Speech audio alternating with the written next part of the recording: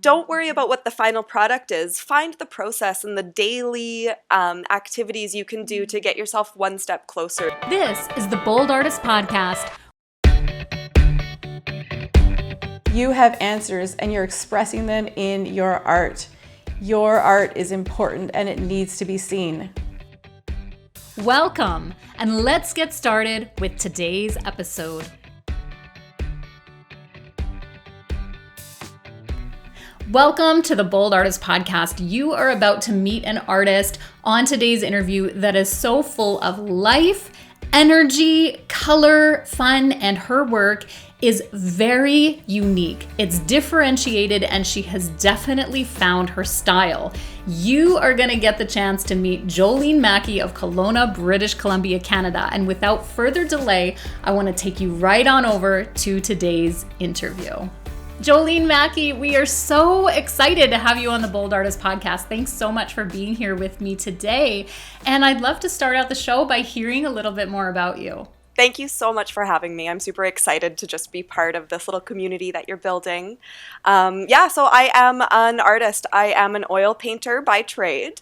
2022 actually is a bit of a milestone for me. I'll be celebrating 10 years of being self-employed as an artist. A decade, Jolene. That's so much to be proud of. And where did you begin 10 years ago? Can you give us a little glimpse into your history? Totally. It's been quite the journey, absolutely. As most of us know, I think a creative career isn't a linear path. It's not one that has a very clear start point or end point. You don't necessarily know where you're ever going, but the freedoms in that are, I think, what have kept me going, and what I really value in my career is just having the ability to pursue what I'm most passionate about and share that with the world.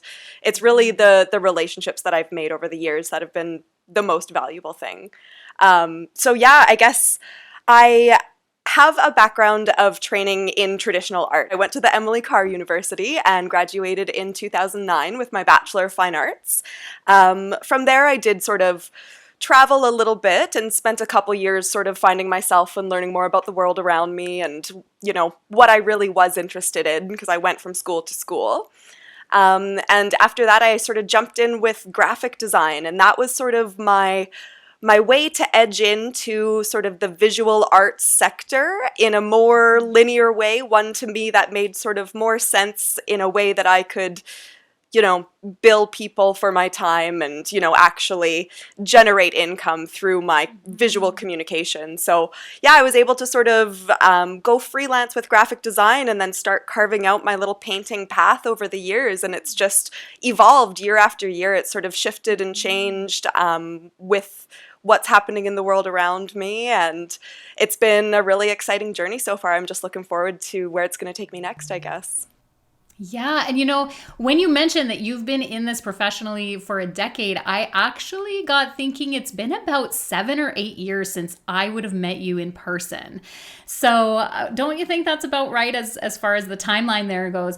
And you were still like at that point, being new, you were still amazing at what you were doing with paint.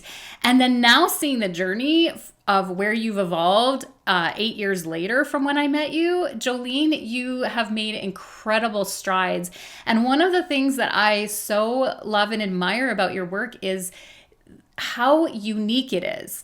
I could spot a Jolene Mackie from a mile away and know that it's your work. Do you know that about yourself? Do you know that about your work? It's so interesting to hear that, because I think every artist can say that, you know, you play with so many different things that feel so different to you, but the result of it, because it's come from your hand, it has your touch, right? Mm-hmm. So it's funny because I feel like I have all of these sort of different bodies of work and sort of these different eras that I've gone through of inspiration.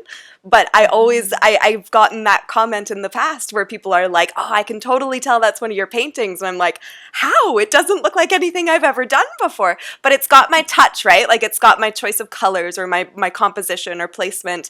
And I think that's kind of universal. It's when you're looking at something that's made by the human hand, it's going to be embedded with a little bit of that person, and you're sort of going to feel that in the work. So yeah, no, totally. Yes, there is definitely a certain marking and way about your work that differentiates you and sets you apart. And do you do you find that your journey finding your own style has been difficult, or like you just described it as very easy, but I'm sure there's been a process there, Jolene. Would you share with us how that process of finding your style has been? Absolutely. It's so interesting talking about it's such a thing that I think as young artists we are very confronted with is finding your unique vision, your unique style, and trying to understand like what that is. Like what is my style and what do I have to offer? For me, where it's always come from has been the things in the world that spark a light inside of me. So I would say that nature for me has always been just a vast source of inspiration, just an endless and bountiful source of inspiration to go outside and just sort of see the colors in the clouds or see the changing leaves and just stop and reflect on those little moments that make you sort of grateful and filled up with what's in the world around you. So it's always, for me, it's sort of trying to capture those moments that to me feel really special and make to me give a lot of value and joy to my life, and bringing those feelings back into the studio. So yeah, it's interesting. I think so long as you're maintaining your honest connection with the work that you're making, it's gonna have your style. Like if you're really interested in what you're doing and you really love and are super inspired by the what you see in the world and then the work that you create to reflect that, that's your style. Like tap into the things that light you up, and that's going to make the lightest work that you'll be able to send your beacon of creativity out and find all your like-minded artists in the world. So I love that, how you said to maintain that connection to your work, and that's your style. There's so much there for me to think about. And one of the things that I love about your work as well is that I tend to linger when I look at it. There's a lot to see. There's detail, but it's not overdone with detail, if that makes sense. And yet there's so much detail, but you leave a lot of open space, a lot of negative space to let the viewer's imagination in. And I do want to mention that everyone should definitely be checking out the show notes and clicking on Jolene's links to understand all that I'm describing here. I'm looking over her shoulder. For those of you who are listening on the audio apps, I'm looking over Jolene's shoulder at a beautiful moonscape.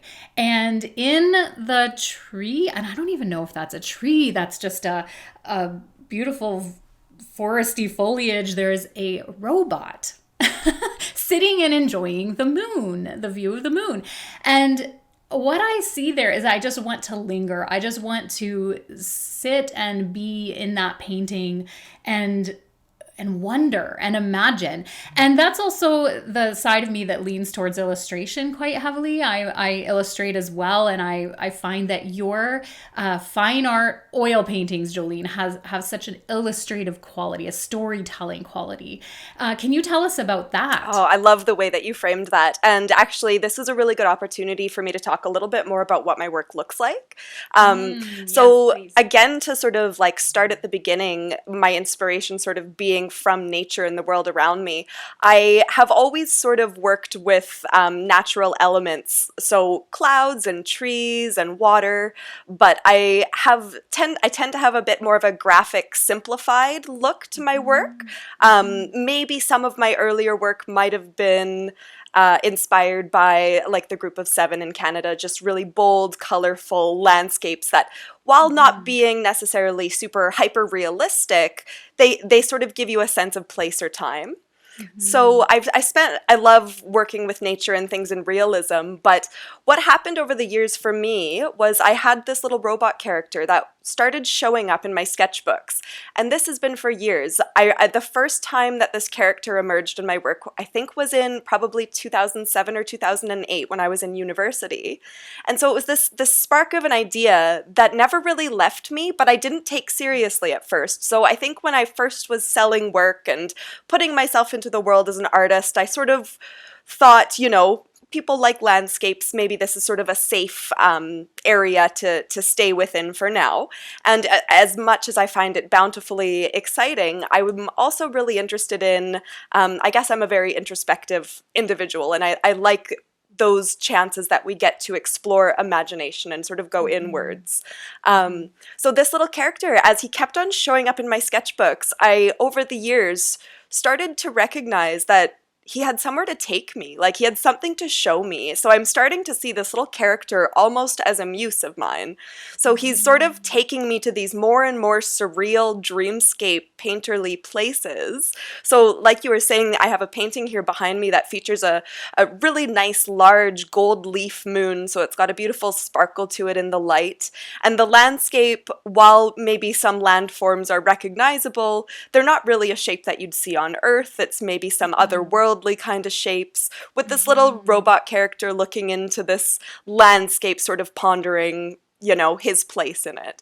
So yeah, my work sort of has segued over the years from this more maybe traditional and like landscape-based work to I'm sort of stemming into this more surreal kind of place these days that has me really excited about painting again. It sort of has me playing with material in a different way and approaching the surface in a different way. That's really exciting to me. So isn't that wonderful how a decade into your professional career and you can have a whole new reawakening, like a brand new inspiration to take that paint and create.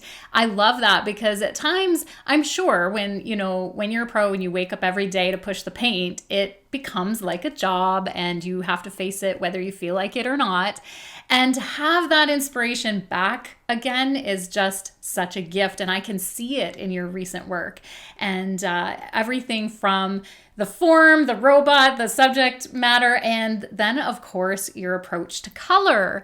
Jolene, I would love to hear more about your approach to color. I see in the painting that we've been talking about during this interview, it is a night scene with a glow, and of course all the palette that you would choose would accommodate that kind of scene. But you do all kinds of different paintings with different kinds of lighting, and so one definitely needs to look at your portfolio to see all that.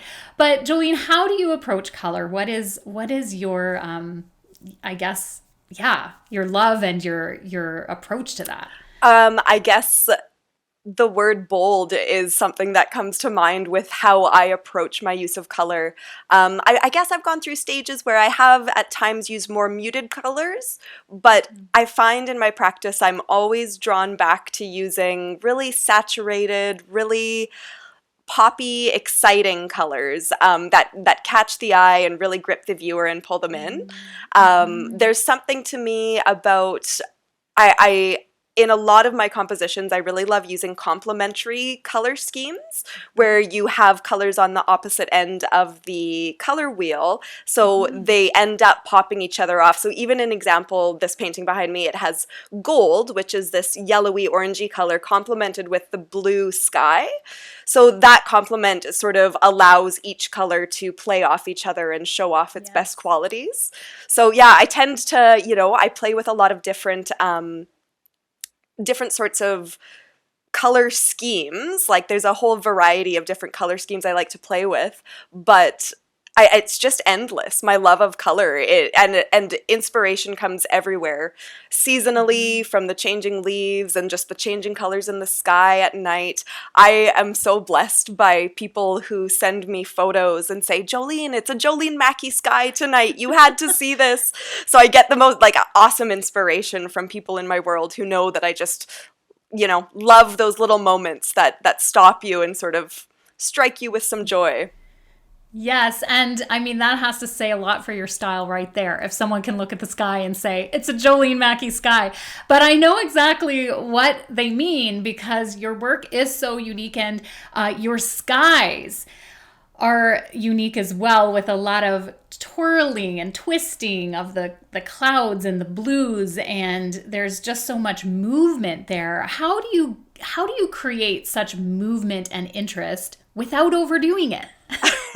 Good question.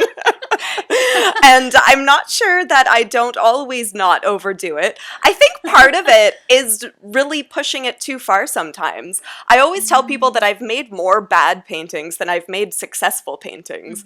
I paint a lot. I love painting.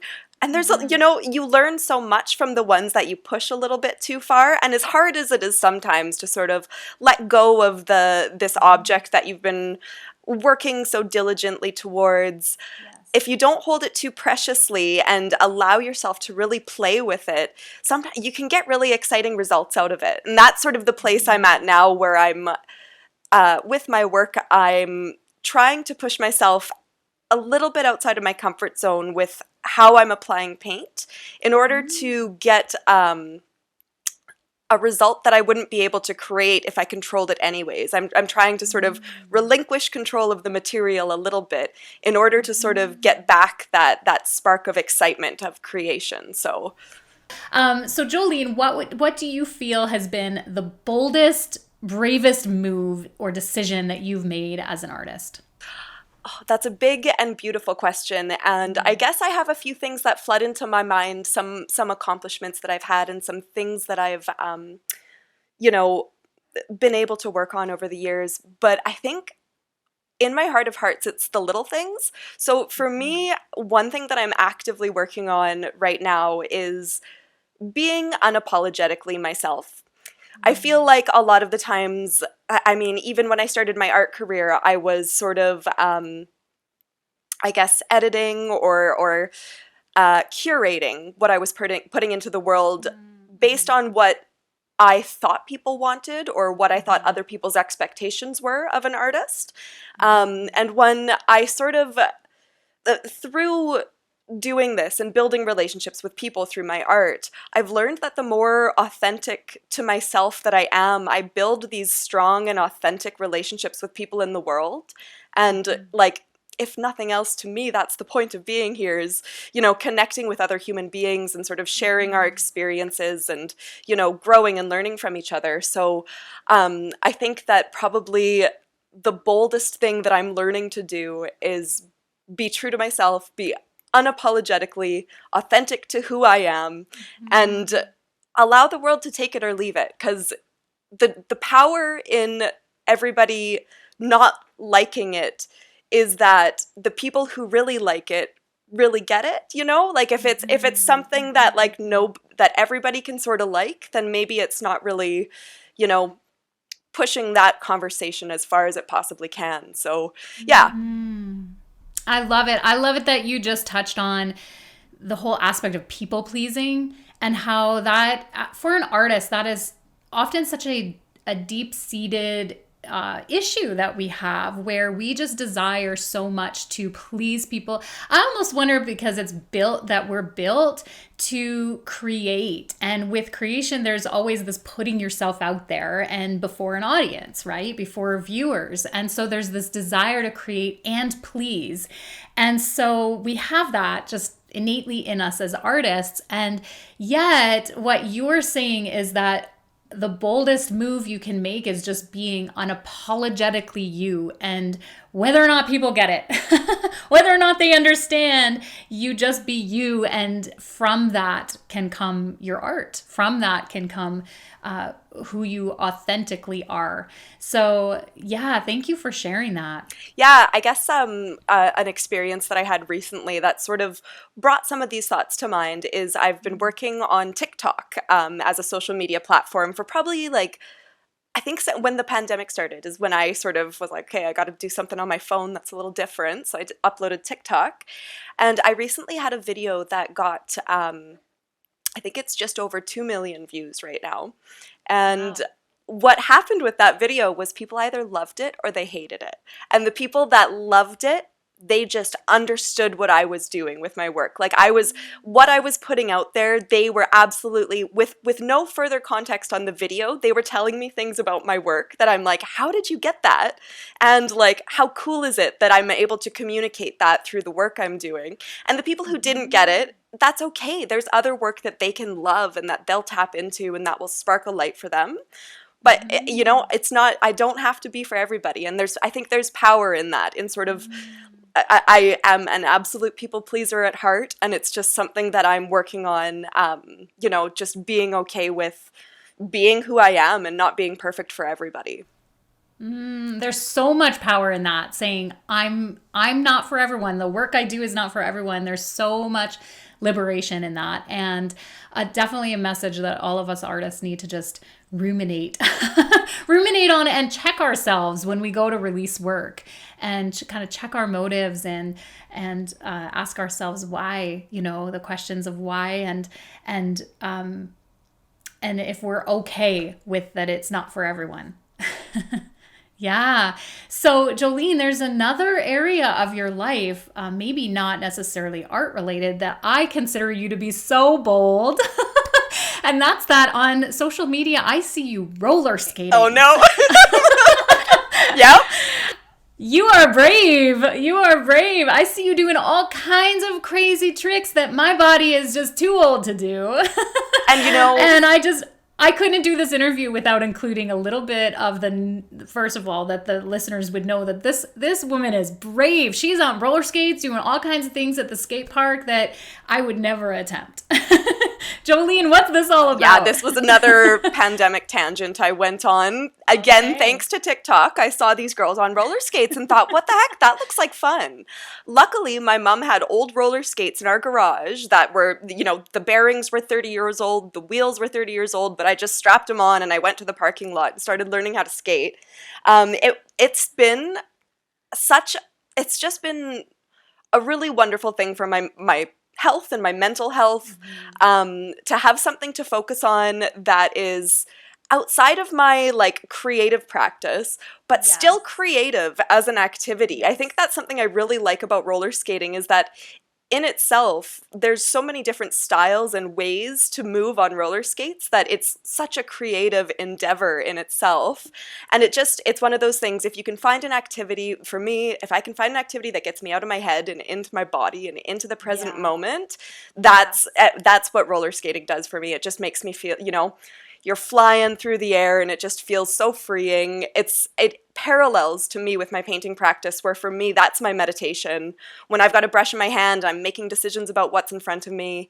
That is how I tune out all the worries in the brain and I tap into the present moment. Same with roller skating. It was an activity that got me into my body, being physical. And it's actually, interestingly enough, been both humbling, but a huge confidence builder. Even as I'm a 34-year-old woman, I had such terrible nerves going to the skate park for the first time. Teenagers just have this confidence that I lost years ago, and it terrified me to no end at first. I would do laps around the skate park, scoping it out, just seeing if I could build up the nerve to go in there. Yeah. And now that I've started doing it, and I've learned that that's actually a really welcoming and lovely community as well, it's just been, a really, really cool tangent, I guess, in my life, and a really fun activity. I love it. Well, I applaud you. I applaud you for, yes, going to the skate park among all the youngins. They're scary. And, that can be definitely intimidating. And so good for you. And I'm going to be living that dream through you. Okay. So Totally fair. People say Mary Janelle tries and does a lot of different things, but that will be one. I won't be trying. I'm going to live that dream through Jolene. And, I did love roller skating when I was a child. So I know the joy. I know the joy you're deriving from those wheels on your feet. But I won't be trying that out anytime soon. So I thoroughly enjoy seeing that joy in you as you're, sometimes you even post videos and pictures of you falling down.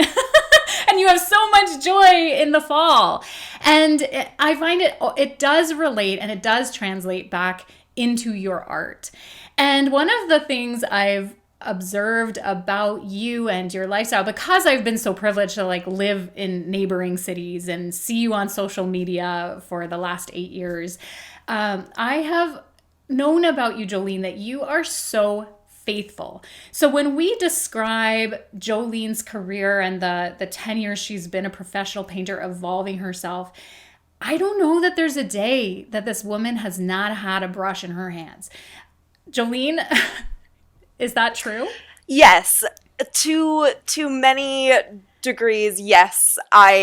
For me, making art and living a creative lifestyle has been my way of living and coping with the world that we live in, which comes with its own challenges and struggles. So, regardless whether this was going to be a path that financially supported me, I always have had my hand in some sort of crafty, creative making of things.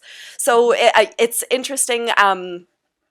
I do believe that we all have a creative element to our personality, regardless of how it's output. I don't sort of enjoy the comparison of craft and art and sort of this differentiation between high and low art, because I see value in all of these art forms and just strictly in the creative practice. I love calling it my creative practice because it's not, it truly takes practice. You have to show up at it every day to develop the tools and even the rituals to get yourself into a creative space to actually work on something. So it's very similar. Like if you compare arts and athletics, you can see that sort of like training and practice aspect to it.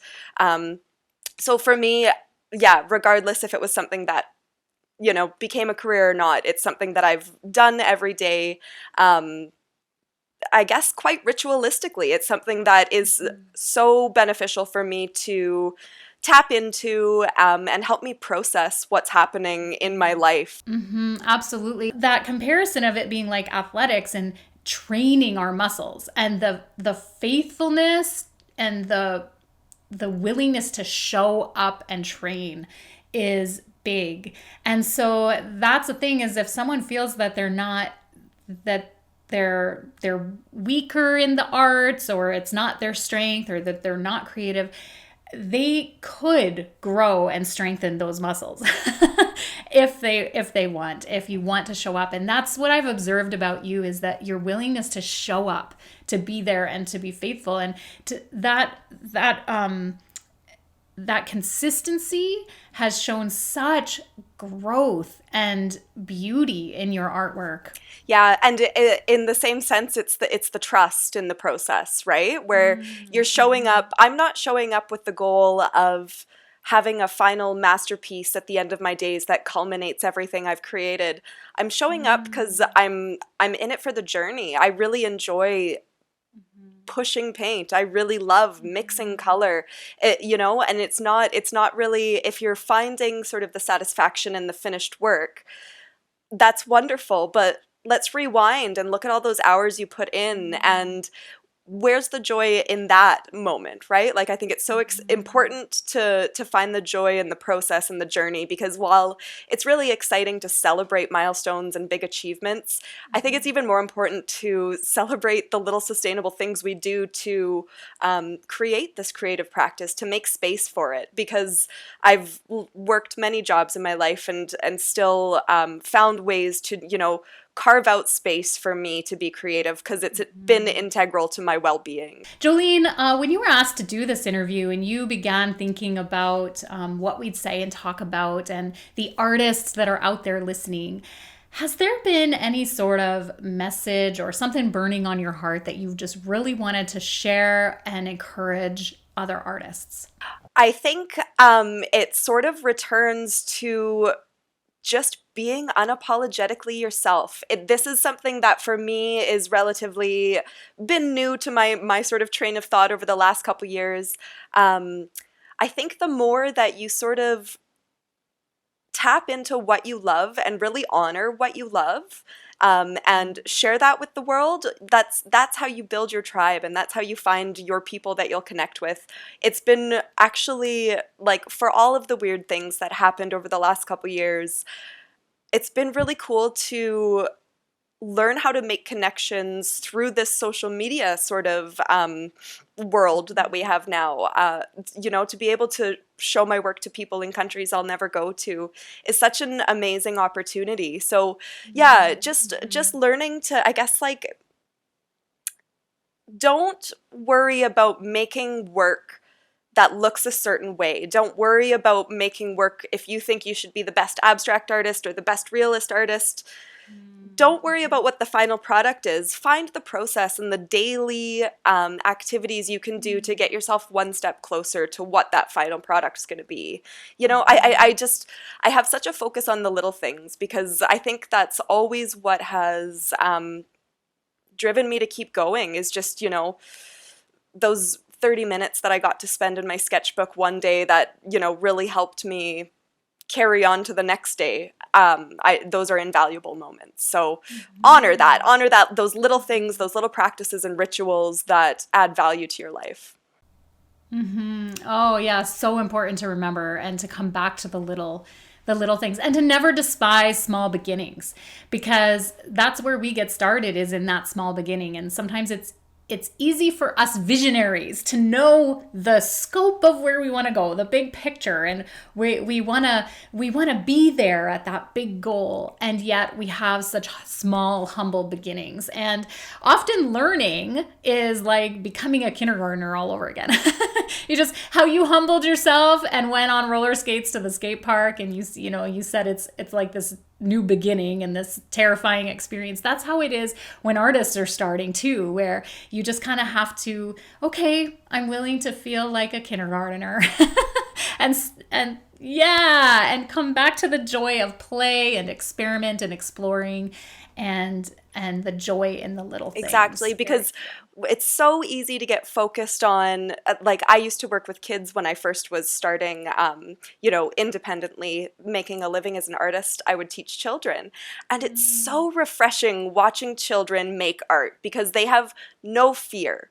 And when we grow up, we build these expectations and we build these walls of what we think the art should look like. But that's not what it should look like. It's just got to feel right. You've just got to choose the blue you really like. You've just got to slap that yellow down and see if it works and play. I think that's because in working with adults as well, there can be that reluctance to express themselves and play with material. But it's such, if you can find a way to break down some of those walls we've built as adults, it's just, it really, I think, adds another layer of depth and enjoyment to existence. It has been so much fun to talk to you here today on the Bold Artist Podcast, Jolene. You added such richness to the podcast today, so thank you. That's so kind. Thank you so much for everything you're doing, building this community, supporting artists, encouraging people to find their creative sides of themselves and really be true to that. I think it's so invaluable for us to support each other, so I appreciate being part of it, and I encourage everybody to be their boldest self going forward. Thanks for being here, everyone, doing whatever you're doing with the Bold Artist Podcast. You can find us on YouTube, on the Bold School channel, and of course on audio apps under the Bold Artist Podcast. Check out Instagram. We're at Bold Artist Podcast, and that's where you can leave us messages, suggest topics, and engage with us there. We would love to hear from you. Until next time, keep creating.